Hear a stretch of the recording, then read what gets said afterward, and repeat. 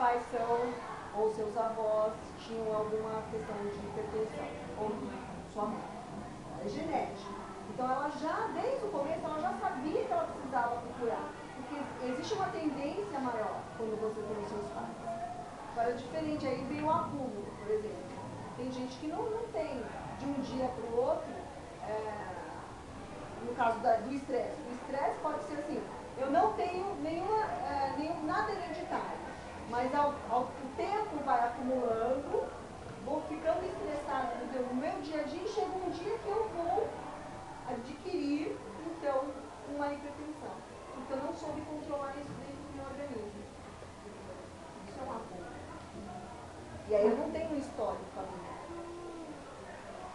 Como é que funciona? Só voltando assim no caso dela, né, que ela tem pressão alta, mas como ela já vem com o tempo com esses problemas assim, né, de pressão, então assim, o 12/8 não é difícil ficar com ela? Assim, não vai elevar a pressão dela, que o médico vai chegar a um ponto e falar assim, ó, tá 14/10, um exemplo. 14/10 vai estar normal para você, você vai começar a sentir alguns sintomas a partir do momento que tiver 17, como que ela já tem problema? De acordo com cada organismo. Cada pessoa vai responder de uma forma. Que nem ela tá com 14/11 e ela não tava sentindo nada. Aí quando a gente tocou no assunto, ela realmente eu tô sentindo uma dorzinha aqui. Mas quer não dizer, tem um pouquinho do psicológico também? 14/11 é uma pressão alta, preocupante. O 11 não poderia estar, o 11 tem que estar abaixo de 9. Então, quando ela passa de 9, ela já é preocupante. Ela já toma remédio, ela falou pra mim que há 15 dias trocou a medicação. Então, o organismo dela está se adaptando. Provavelmente, tem pessoas aqui que têm pressão, às vezes chega a pressão 20/10 e não sente nada. Então, o grande problema de algumas doenças é que nós não temos sintomas. Ela não está com sintomas. Ela não está nem com cara de quem está passando mal, mas o corpo dela está respondendo de uma forma, né? Pode ser que o corpo dela já está tão acostumado a ficar com essa pressão, que daí já nem responde mais. Como a gente viu que estava um pouquinho alta, daí ela, opa, peraí, deixa eu prestar atenção em meu corpo. O que meu corpo está me dizendo que eu não percebi? Que eu não percebi ainda. Aí ela percebeu, opa, realmente eu tô com uma dorzinha aqui que pode ser sim um sintoma, um sinal de que tem alguma coisa errada. Mas a grande maioria das doenças, elas não mostram sintomas. E aí assim, que nem o seu marido, você deu um belo exemplo pra gente, inclusive, que a gente depois vai entrar nesse assunto. Ele já estava sentindo alguma coisa que não estava legal, né? Ele percebeu no corpo dele que ele emagreceu, mas ele associou a um ritmo de vida diferente que ele estava vivendo. E na verdade, assim, o que aconteceu? Ele acabou indo ao médico para se prevenir. Ele não esperou que a doença fosse instalada. Se ele tivesse esperado, hoje provavelmente ele não estaria aqui. Ou estaria, mas numa vida bem complicada. Eu tenho um paciente com essa síndrome que ele há 20 anos cuida com uma fístula no abdômen. Então, assim, isso aí tudo quanto é lugar, dependendo. Então, assim, ele tem uma fístula há 20 anos. Ele tem 40 anos. Ele começou o tratamento com a síndrome, ele tinha 20.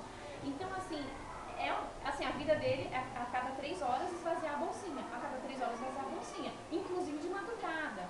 Então, é aquela história. Ele tinha o SUS, né?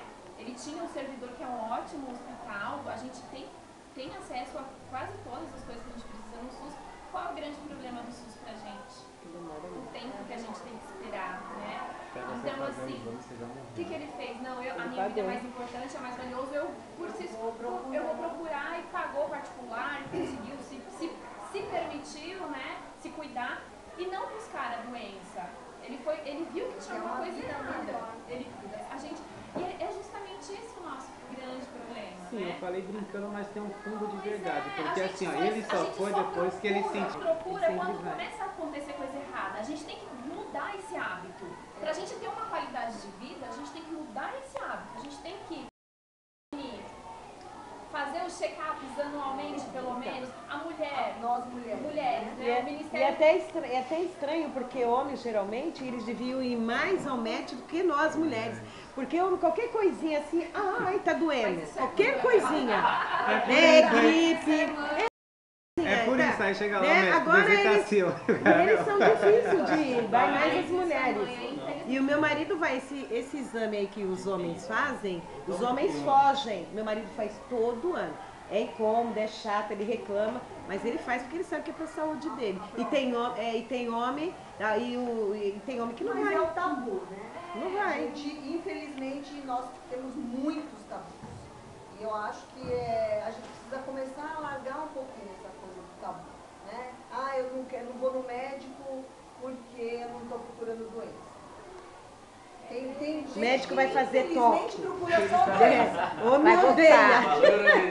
Homem vai fazer toque, homem odeia. É prevenção. Não, mas eles acham que pra gente é agradável fazer o exame Papa de Nicolau, 6 em 6 é. meses. A gente se expõe muito. E, no entanto, nós mulheres temos que fazer de 6 em 6 meses e se cuidar. E os homens? Mas não tem outra tecnologia aí que não precisa mais de Não, a toque? mulher tem Não, que esse tem que fazer, não tem jeito. O toque nele. Existe sim a questão da coleta de material biológico, né, do sangue para você fazer o antígeno prostático específico, tá? Só que isso é um exame. Para você diagnosticar ou fechar um diagnóstico, é necessário você ter outros dados. Por exemplo, no caso dela, eu preciso do quê? Eu preciso de fatores. O que ela sente? Ela sente dor na nuca, a gente aferiu a pressão dele que está alto, ela tem casos na família. Você vê quantas coisas estão relacionadas? É da mesma forma o câncer na próstata. Na questão do homem, o índice de câncer na próstata é alto. Por quê? Tabu. Falta de prevenção. Porque comigo não. Comigo não vai acontecer esse tipo de coisa. E outra, isso infelizmente fere a masculinidade. Isso é uma bobagem. E isso, se fere tanto assim a masculinidade, então alguma coisa tá errada, né? Porque não tem que. É sério. Quem fez exame de próstata aí? Mas que ano que você fez? Comigo aconteceu o seguinte. Que ano que você fez? Deixa eu falar. Comigo aconteceu o seguinte. Esse tabu realmente a gente tem. Eu vou falar com convicção e da realidade. Medo de gostar. Eu nunca gostei de ir ao médico mesmo. Eu acho assim, até ela tem saúde boa. Só que, de repente, há uns anos atrás, o que começou a aparecer na hora que eu ia no banheiro? Sangue. Era um pouquinho sangue. Aí eu achava que era nada, normal. Aí passava, aí eu fui percebendo. Melhorava, né? Que não sentia dor nenhuma. Mas, de repente, mais um dia saía, sabe? Ia fazer necessidade de sangue. E eu não comentava com ninguém. Nem com meu amigo. Ficava quietinho. Mas aí eu percebi que aquela coisa foi aumentando o espaço entre de sair, né, de dar essa hemorragia, foi aumentando. E chegou num certo momento que eu fiquei muito preocupado. Me preocupei bastante. Aí eu comentei com a minha cunhada. Né? A gente tem uma intimidade assim, ela falou assim, Gil, você é doido. Isso. Aí eu contei, né? Eu falei, já faz alguns anos, então você é doido, tipo, eu não ver, você é doido. Fazia alguns anos.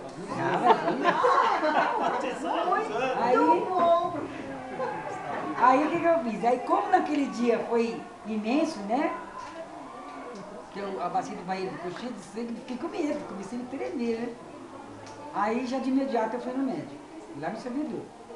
Aí passei naquela recepção, tudo, aí chegou na hora da minha vez, era uma médica, né? Aí eu falei assim, olha, eu vou contar pra verdade. Eu falei, olha, eu nunca fiz isso, aquilo, e de repente, o que está acontecendo comigo, inclusive eu tô com medo. De repente, alguns anos. Aí está acontecendo isso aqui. Aí ela chamou outro médico, contou tudo pra ele, já estava falando, já tinha contado pra ele, falou, nós vamos. Aí ele começou a fazer sérias perguntas pra mim, se tinha câncer, na minha família tinha câncer, já começou a me dar medo, né? Isso, aquilo, um monte de coisa de fatores que ele começou a fazer uma pesquisa comigo, eu fui falando, eu falei, então nós vamos fazer o exame. Conclusão, eu tinha 3 caroços no intestino, 3 caroços, que tem que ser retirados. 3. Talvez sendo submetido a uma cirurgia. Cirurgia. E aí, se talvez você tivesse tido a coragem antes do medo, porque o que foi o medo que te motivou nesse momento, mas se você tivesse tido a coragem de falar, não, eu vou procurar agora uma prevenção, ou pelo menos saber se isso é natural ou não, porque muitas vezes o que nos falta, gente, informação.